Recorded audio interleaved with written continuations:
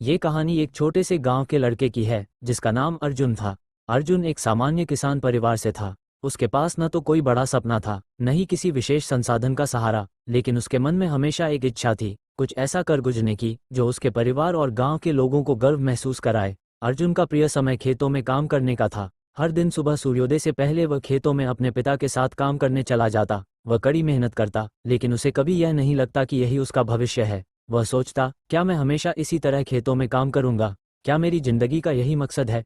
एक दिन जब अर्जुन अपने खेतों में काम कर रहा था, उसने पास के स्कूल से निकलते बच्चों को देखा। उनकी किताबों और बैगों को देखकर उसने सोचा, क्या मैं भी कभी कुछ और कर सकता हूँ?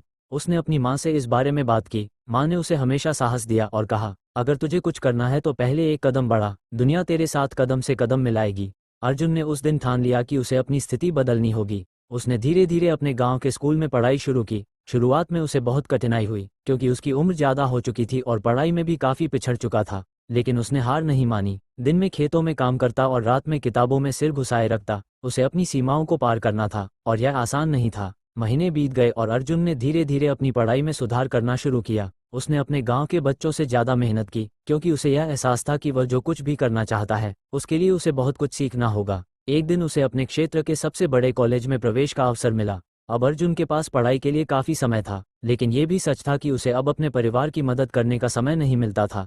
फिर भी उसने अपने लक्ष्य को छोड़ने का नाम नहीं लिया।